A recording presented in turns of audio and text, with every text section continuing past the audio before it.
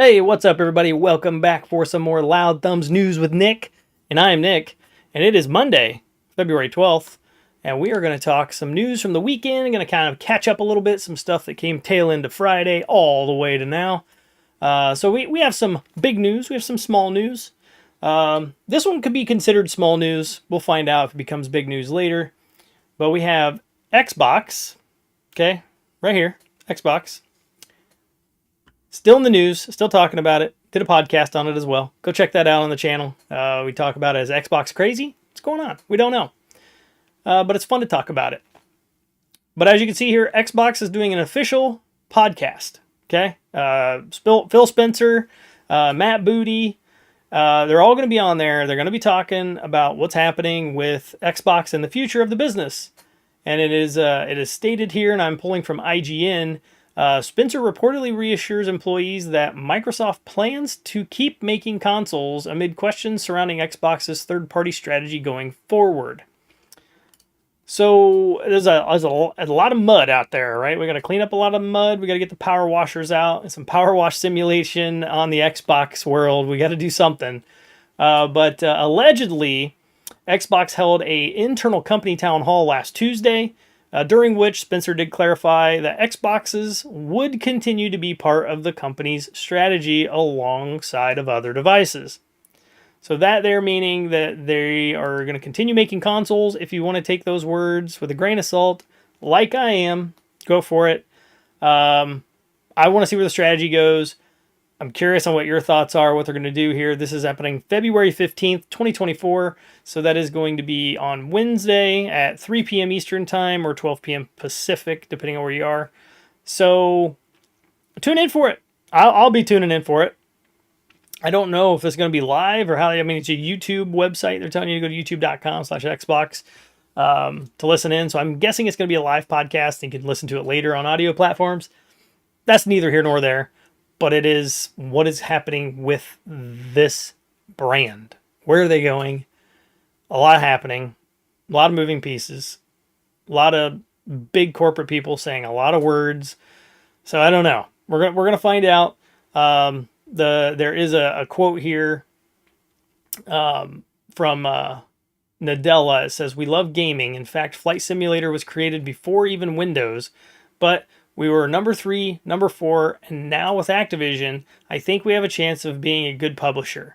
Quite frankly, on Sony and Nintendo and PCs and Xboxes. We're excited about the acquisition closing, and I'm so glad we've got through." So, I don't know. There's words. These are older words, but they're words that they just. We're getting Xbox games on other platforms. We just don't know in which way, what the exclusivities are going to be, one way or the other.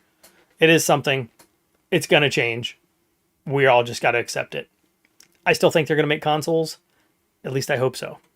But we'll find out. So let me know your thoughts on that one there. It's definitely an interesting take. All across the internet right now, a lot of people are talking. Just like me. So moving on to the next one, Pal World is hiring. So you guys want a job? Go work for these guys. Stealing Pokemon, as the world would say.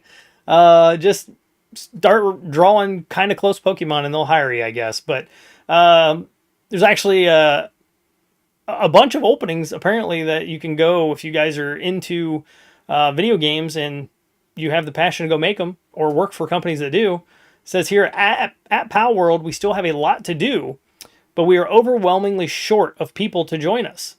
This is directly from the studio. It says, we are looking for people for all positions, but we are especially looking for planning and engineers. So that's kind of broad, but the engineer part, probably not me. I can do some planning though. I know how to plan. So it sounds like they're opening the doors. So put in an application. These guys need some help. Go help them make video games that are cool.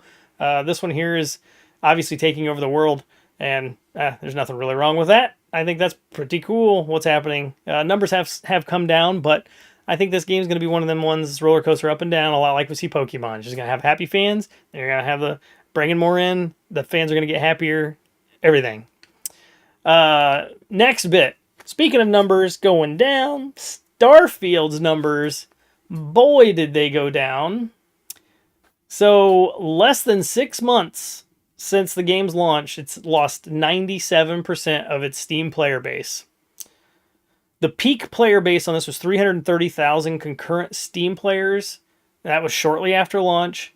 Starfield is down to now just under 9,000. That is less than Skyrim. So Skyrim was reported on here as 25,000. Yeah. So just over 25,000 Steam players are currently playing Elder Scrolls Skyrim. So I don't think this game right here, I don't think it hit the mark. It disappointed me. I was the $100 guy. I spent the money to get it early. My son and I both played it. We were enjoying it, and then it just became very stale. It was like just the food got cold, and I didn't want it anymore. So it's a sad, sad situation happening with this game. But that's a major drop in numbers. Did not see that coming, to be completely honest with you. Moving on, a little bit more of the medium news. This one's a big conversation. Like, it's not controversy or anything like that. It's just people have their opinions on it. I want to know your opinions in the comments below. What do you guys think about yellow paint? What do you think about this stuff? I'm kind of indifferent. I don't think it's like a problem. I understand why it exists. So let me just kind of fill you in on what's going on with yellow paint in video games and why everybody's upset about it. But so this is I don't know, yellow paint gate. I don't know what you want to call it. You got to call it something. But people are not too happy about it. And it says this is from Rebirth. This is Final Fantasy VII Rebirth if you're looking here, and it has caused a little bit of a conversation and debate on some people that don't like how in your face and hand holding Final Fantasy VII Remake is, and indeed modern video games. Others, however, point out that it can be helpful and important to accessibility features. Yellow paint in a game basically says, "Look at me. Like, come here. You need to go this way," right? What's the difference between this and an arrow on the ground? There's not really any difference. The only thing is people are complaining this doesn't fit. Like, where did this yellow paint come from in this plain world that's mostly, grays and blues, and as you can see on screen here, slight browns and whatnot, and some grass. It's like, okay, I mean, what do you want them to do? Like, make them shine, make the gray rocks shine or something? I don't quite understand where the debate comes from. You got to know where to go. So one way or another, you got to do it. So it's not like real life where you can kind of do anything you want. It's designed to go a certain way. You have to follow certain paths. Certain things are linear or you're lost. And as the article states, you're going to get frustrated. They saw in gameplay testers, they got upset, they got annoyed, and they just stopped playing. They just cut it out. They're like, and people don't want that. Developers especially, they don't want people complaining about their game because people get lost in a location, and then that continues across the board. And then you have groups of people that all feel the same, and they don't buy your game then. They spread the word of how frustrating it is, and you're going to hate it. I get it. I would be exactly the same way. But I think this is the way to go. Could they make a change to this? Yeah, they could do something. I mean, maybe put more moss on those rocks or something. Don't know. Like, there's moss clearly in the image here. Cover them up with something that, makes more sense to in-game.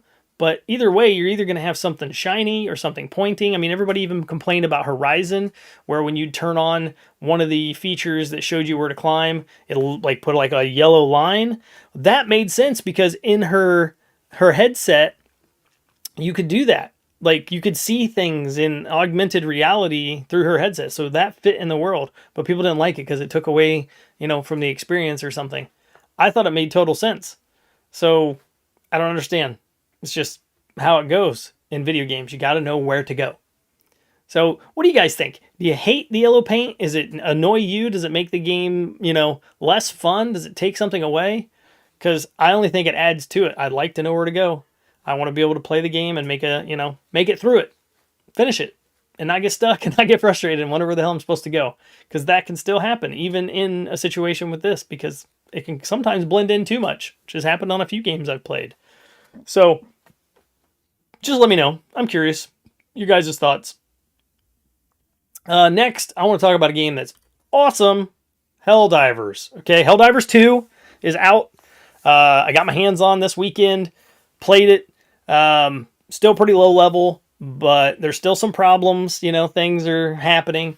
They're not terrible things, but they're working out some kinks. Like sometimes it's kind of hard to get into a match. You know, that can happen. Other times it's like, well, I'll just reload, and I'll get in. I never had any problems once I was in a match. Randomly getting kicked out of a match, things like that was happening. I'll be talking more about this game for sure on the podcast, and I'm sure you're going to see it come up on the news more because it's going to be in the news quite a bit here more often because it's growing. It's just over 140,000 players that hit it up, and it's PlayStation's most exclusive or most successful exclusive to hit PC as well. So this is awesome. It's fantastic. The controls are kind of different. It's a lot of fun though. The explosions, the effects, the way the game plays, a totally new experience and something I just have to tell everybody, like I haven't felt this much joy and like over like exertion of like happiness, however you want to say it, of a video game since probably the days of like Halo launching and like really grasping me, and then Gears of War. Like I'm all in, let's go. And it's a lot of fun, especially if you can get a good crew together. It was just me and Josh on the podcast. We played and just had two of us going, and we still had a blast, just the two of us. It was a ton of fun. Highly recommend this game. And just a couple things here I want to read about. This is microtransactions. Like you got to earn this stuff, right? You got to earn the respect of your players before they're going to really pop out and give you money. I mean, call me crazy. I think that's how it works in the world, but we'll see. So there's a big discussion happening, and one of the bigger pieces of discussion that happened amongst players is how they're handling microtransactions. So it says Helldivers 2 is a premium $40 game. It's online only, $40 title. It has a story, but it's kind of minor. So yes, it's not some crazy AAA, $70 title, but it has a $70 like value as far as I'm concerned. But it also includes rotating cosmetic stores with each set of armor costing between $2 and $5. It says the game also includes a small battle pass called War Bonds, which includes a mix of cosmetics and weapons. Crucially, players can also earn virtual currency via gameplay without spending real money. And War Bond items still need to be unlocked via gameplay, even if you decide to purchase the Battle Pass. Okay? Responding to a fan on X who praises Helldivers' approach to monetization, Arrowhead CEO Jonah Pittlestead, he says, "You have to earn the right to monetize. I truly believe that. If people want to support the title if people want to support the title, a third time. If people want to support this title, they have an option. But we are never forcing anyone to do so." In another post, he discussed how the development team balanced in-game purchases and tried to avoid pay-to-win in response to a fan who noted that the game's Battle Pass content can be purchased via currency collected during gameplay. Let's remember that. I'm partial, but we really applied ourselves to make it not pay to win, even though items are functionally different. The only items that's pay to win is the revolver, which will win you any cool gun competition. Only minor problem is that it's not that good. Okay, so let's go back to that one piece. I want to take a minute or two and talk about that.